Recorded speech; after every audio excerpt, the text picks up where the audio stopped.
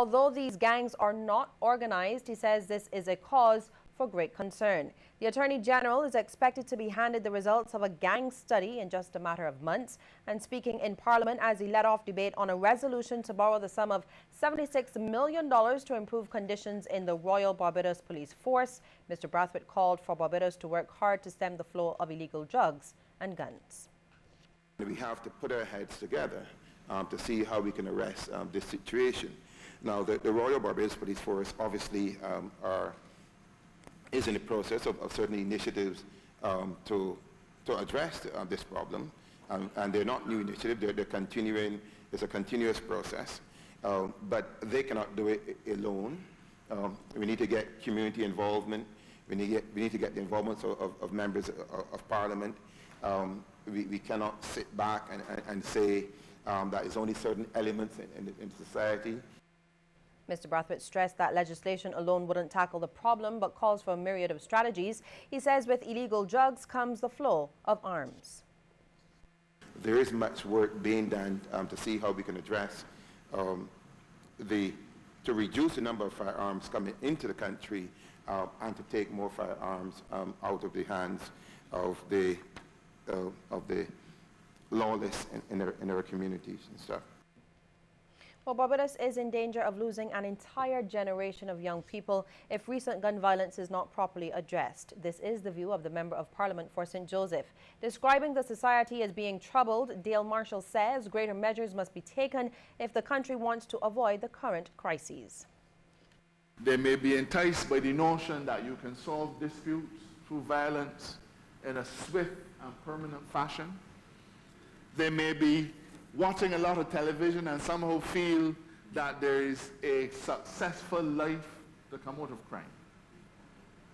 Whatever the causes of it, though, the only casualty will be the lifestyle and the livelihoods of successive generations of Barbadians. Well, as part of strategies to combat the recent crime increase, Mr. Marshall suggests that government examine the BLP's National Commission on Law and Order. He says the commission, implemented 11 years ago, is still relevant today. This commission, not partisan, set about interviewing Barbadians, having town hall meetings and so on, and making a number of significant recommendations, as to how Barbados can go forward as a society ruled and governed by law and order, sir. I would commend it to the Attorney General. I would commend it to the members of this administration. Well, the Ministry of Youth will soon be undertaking a social intervention program to target high crime areas on the island. Word of this from Youth Minister Stephen Lashley, who wants a zero-tolerance attitude to the island's crime situation. It's the minister's view that the justice system should not only prosecute young criminals, but look to eradicate factors which lead to crime.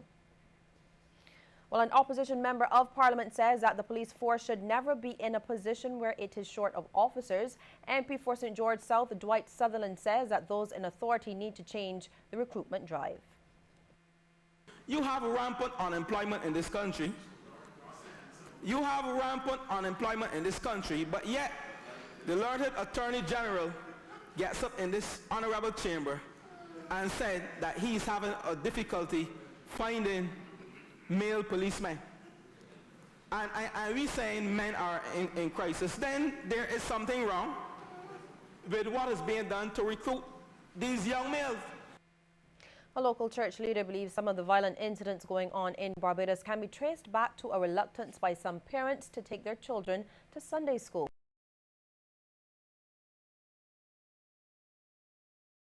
Interview with CBC News, noting that many of the values established by the church in the past are now sorely lacking. He says that while many people often seek to blame the church and ask what it is doing, the church has been consistently playing its role. What has the church been doing? Warning. Warning. Send your children to Sunday school. The church has been warning Barbados. This can happen. This can happen. Send your children to Sunday school. Don't just send them, bring them and stay. They won't listen. This is what you're seeing. So it's not the church has not been doing anything. The primary responsibility of the church is to be the prophetic voice of God in the land. We are supposed to warn of danger. The church has been doing that for years. Nobody wants to listen, so there's the outcome. Apostle Coulter says it is unfortunate that some people only seek God at certain times, like when a natural disaster is threatening.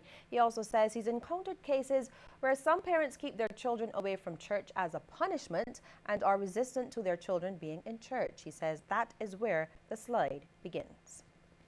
We were talking to some of the teachers at our church, and they said an interesting thing that I did not even know. An interesting thing is happening in their schools. They said they asked their class, how many of you have been to Sunday school? And of the dozens of them, about 3 or 4 of them put up their hands. So children are no longer being raised in Sunday school. Children, so by the time they get to whatever age, a gun is okay. Shooting a person is okay. Because people do what they feel and nobody can tell them anything. We have allowed our children to be raised on a diet of violence from our television. It appears that bail has been denied yet again for the police officer charged with the murder of Selwyn Blues Knight at Dash Road, St. Michael in March. Constable Everton Gittings appeared in the Supreme Court this afternoon just before 1 o'clock. His case was the only one being heard in the number 5 court today, with the session being held in camera with his family in attendance. Constable Gittins was brought through the back entrance of the High Court on White Park Road and exited in the same manner just after 2 o'clock, being transported in a police vehicle. The matter has been adjourned. CBC understands that this is the second application Constable Gittins has made for bail. Well, a murder accused sought by police since June has been remanded to prison. Jason Cecil Spencer, alias Punky, Punk, or Sam, of no fixed place of abode, was charged with the shooting death of Charles Ellis, formerly of 10th Avenue, New Orleans, St. Michael. Now, this happened just over 3 months ago. Ellis was shot and injured while at Nelson Street, the city, on May 5th and died on the 27th of that same month. Spencer was captured by police and he appeared at the District 8 Magistrates Court yesterday. Many crop-over events in Canada, the UK and the US may soon become a reality. CEO of the Barbados Tourism Marketing Inc., William Griffith, says that the events will form part of that entity's strategy to push the crop-over brand more and to attract more visitors to Barbados. Crop-over is now a brand, and a brand that is probably over 2 months old. It starts from May, June, July, all the way to end of August.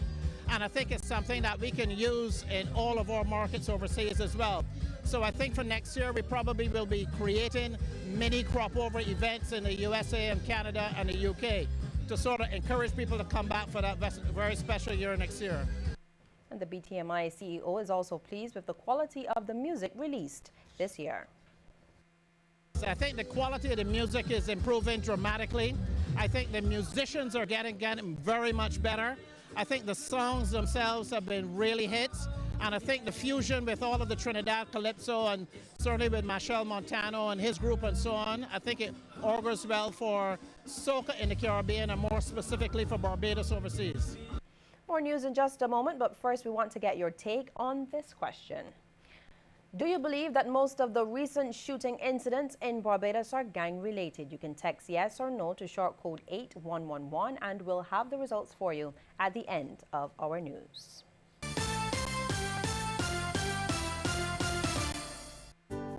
You've got a new friend when it comes to auto insurance.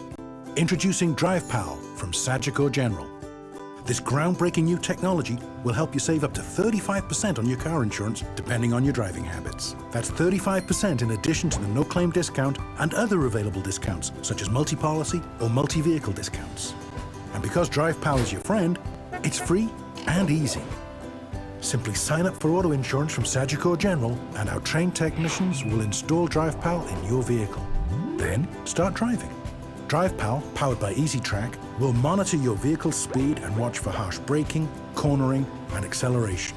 As long as you stay within the designated measures, you will continue to pay smaller motor premiums.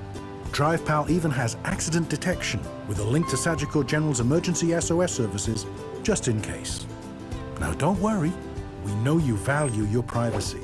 So information collected from DrivePal will only be used to help you save and nothing else.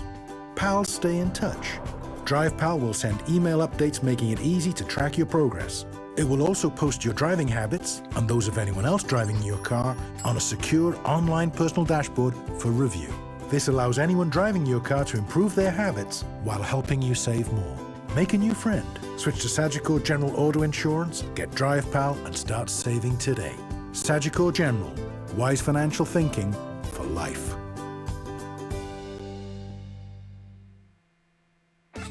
Sharing everything is our style.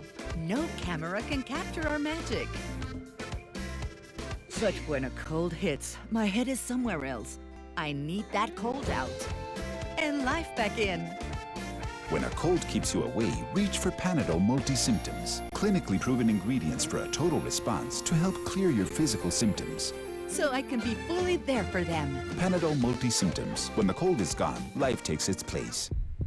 Let's talk about nothing, not, nada, zip, just zero. You can get a new Visa credit card and pay zero interest until 2016. Just switch your balance on another credit card or store account to CIBC First Caribbean. Pay 0% for 6 months on your new card and it will cost you zero to make the switch. Why pay a higher interest rate on your credit card? Switch it to CIBC First Caribbean and start saving money right away. Terms and conditions apply. This unbeatable offer ends soon. Contact us today and zero in on this great deal from Visa and CIBC First Caribbean.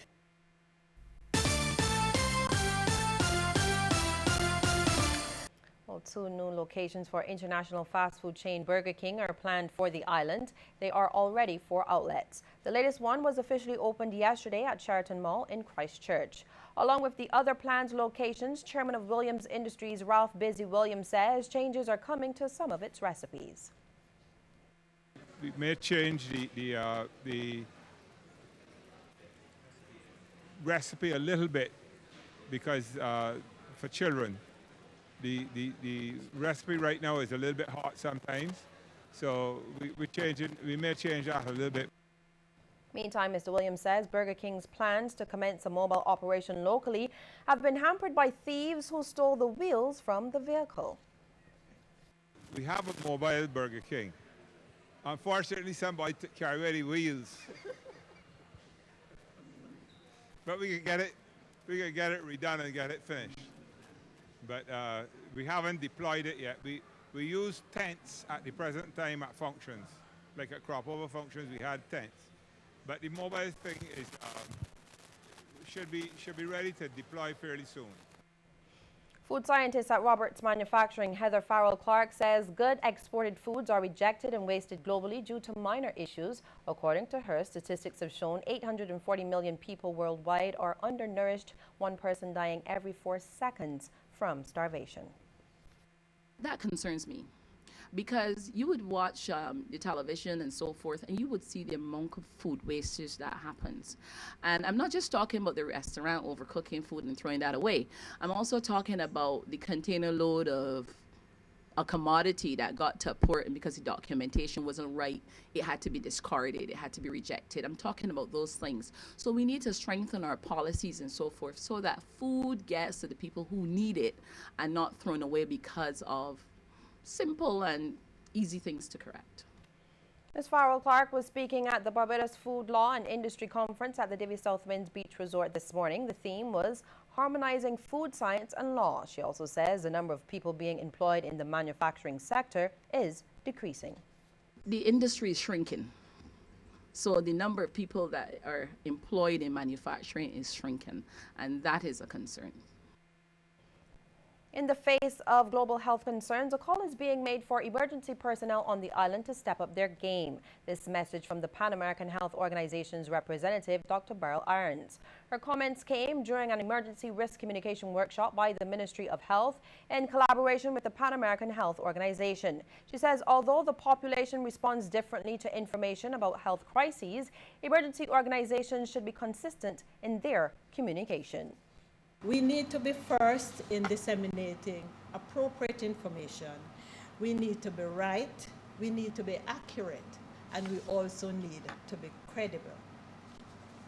The population in these crises must feel empowered through mental and physical preparation, and this will increase the anxiety and the uncertainty that they feel. Also speaking at today's workshop was Health Minister John Boyce. He says his ministry is revising its risk management plan to address emerging health issues such as chikungunya and Ebola. In addition, new plans will focus on addressing emergencies more efficiently as well as adopting to changes in technology. It is intended to craft an integrated plan which will identify in advance the activities that should be undertaken during each phase of a public health emergency. That is preparation, response, control, and evaluation phases. In addition, the plan will need to focus more strategically on the use of social media, given the popularity and accessibility of this medium. Priest of the St. Patrick Cathedral, the Right Reverend Monsignor Vincent, is celebrating 40 years of priesthood in the Catholic Church. He was ordained back in 1975. In an interview with CBC News, Monsignor Vincent, however, says too many people are longing after material things. In Barbados, I'm seeing so much people are only interested in having things, whether they be the latest in electronic equipment or what have you. But it is about having. This is what has spoiled our society. This is what is destroying our society. And I would like us to get back to some real values that will help to enhance and build up the society. The Israel Lovell Foundation is celebrating its 25th anniversary this year, and it will be holding a performing arts show at the Frank Collmer Hall this Saturday at 8 in the evening. Speaking during a media conference this morning at the hall, Pan-Africanist David Denny says it will be promoting Caribbean culture. We also want to honor our ancestors and honor our African traditional culture, and we also want to show our Caribbean links with the English-speaking and the Spanish-speaking Caribbean, so that people would get an understanding that the Israel Lovell Foundation is a developmental organization, developmental institution that is working towards developing culture in Barbados. Ina Eiffel is the island's newest centenarian. She's also the second St. Peter resident who has reached the milestone in less than a week.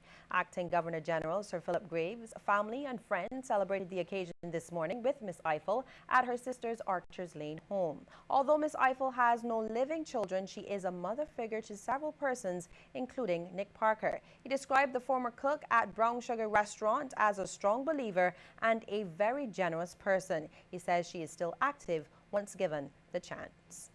She has her good and her bad days. She has days where she will recognize people and she will be able to have a little bit of a conversation, and then there are other days where she may not remember everything or everybody. But the people that take care of her here, you can always see her face will light up when they come, because she knows that who is there and who is caring for her. And she's still very particular with her with cleanliness. She's always washing her hands, and if given the chance, she would still go to the sink to wash up cutlery and crockery. And Ms. Eiffel's niece Yvette Collier says the centenarian, who is also called Ify, is a very independent, active lady. She also shared some memories of her aunt. I've known her my whole life, but I think one of the best memories I have of her is when I was an adult and I returned to the island with my oldest child, who was about 7 or 8 months old. And she, like no other, would take him down to the sea, and she'd come down in her sea dress and take the sea bath with us, with the dress floating up around her and just having fun in the water with the baby. And that was a great memory of Tanti. And still to come, and look at some of the stories making headlines across our region. But first, a reminder that we want to hear from you on this question. Do you believe most of the recent shooting incidents in Barbados are gang-related? You can text yes